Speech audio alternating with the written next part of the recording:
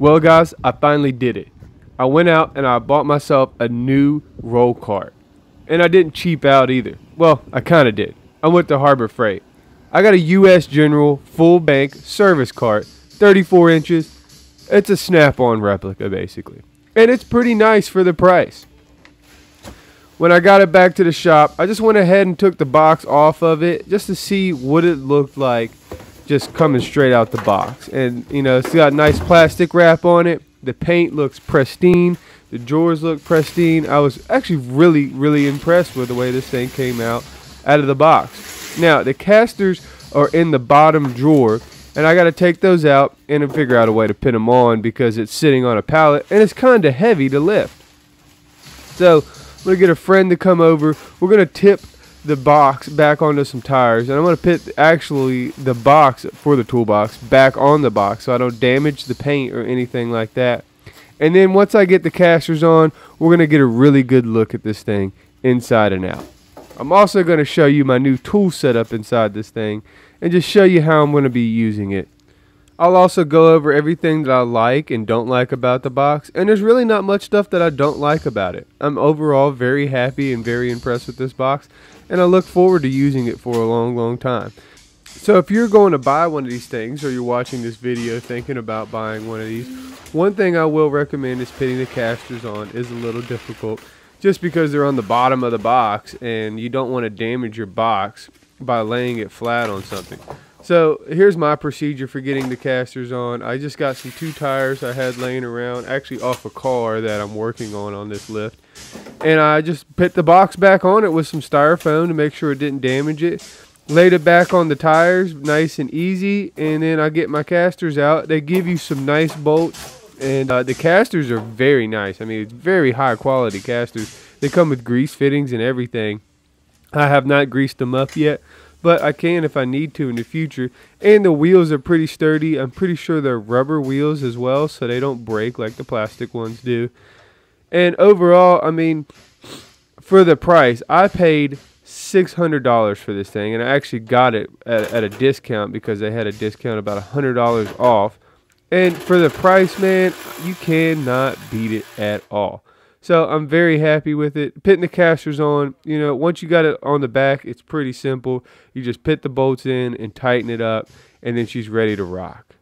Well, I just wanted to show you my new US General roll cart and show you everything I liked about it. It's, you know, they based it off of Snap-ons, and we can do a comparison shot later on up next to each other with the Snap-on. The only feature that I don't like, and this is just me being picky, is that it's not a soft close drawer. And they got these little clips on the side. They actually work really well. In the store, yeah, see this drawer for some reason on every single model is just a little sticky. So be wary of that. In the store display, some of them were a little sticky. And this mat, it comes with mats, by the way, too, which is really nice. They're already put in. Only problem is on this one down here, from where the casters were sitting there during shipping, got a little marks in there. No big deal, though. I mean, if you're looking for a nice economical roll cart, you're not going to find anything better than this. You just got to make sure you get the color you want. I personally had to drive about 30 minutes outside of where I live to go get the black, because all they had at my closest Harbor Freight store was the gray, the slate gray, and a red. And I thought about the slate gray, like I said, to match my Husky over here, but it doesn't really match because this gray is a little darker. I think the black matches more, and I just think, you know, it's not going to show as much dirt. It's going to look nicer over time. And you know, one thing that I thought about doing, and I might make a video on this at some point, is taking this US General and painting it red, and maybe seeing if I can get that red. I might just leave that alone, and then maybe taking these slides off and painting those red, because I'm a black and red type of guy. You know, maybe I can even paint that in there red and make it look really cool. Give it my own little customization. You know, I like to be custom. So I always thought about also, these things are only about $500. So I also thought about if I ever really wanted to give this thing a texture or maybe paint it matte, you know, it's $500. You know, I can always go back and get another one, or you know, probably in a couple months or a year or so, they're going to come out with a new model. So I can always take everything off of it. It's not really that hard to get apart. I mean, these screws come out of there. These come out of there. Other than that, it's kind of riveted together. And even those aren't really hard to get apart as long as you got a rivet gun to go back with it. And I thought about maybe painting it a different color or giving it a little texture. But the design of the box, I'm actually really blown away with the price. I mean, they're $600 regular price. If you sign up with Harbor Freight right now, and I'm shooting this June 2023, you can get it for $100 off. So that's what I did. It was $30 to sign up, so I saved $70 really. And plus, you know, I bought some other stuff too, so I saved some money on that. So anyway, there's my cart. We're gonna fill it up, and I'll show you what it looks like once I got everything filled up. All right, so my completed roll cart here now. I got all my tools in it. I'm pretty happy with it, honestly. We're gonna start at the top. Got my screwdrivers, got some pry bars over here, got my big pry bar, got my Phillips head screwdrivers over here, and I got my flat heads over here, all snap-on. Not really, just my flat heads are snap-on. Got my two guns up here, got a nice old DeWalt here. Bought this used for like $40 off the Mack truck. Got some Summit Racing stickers. Don't know if I'll put those on or not. And then I got my snap-on electric ratchet here. That's the top. I might change it up a little bit. First drawer, got some sockets over here. Got some deep well swivels. Got some shallow swivels, Snap-on brand. Now this is all going to change up a little bit, but this is preliminary. Kind of just got it together today. Got a whole drawer of specialty wrenches and other wrenches, bigger wrenches, and this set is I love to death. It's a nice Matco set, very expensive, but has the ratchet and then the solid on one side.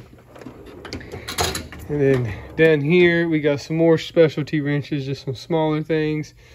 The hammer drawer, and we're going to have some long Torx heads and some E-Torx, and then some E-Torx wrenches. Might need those.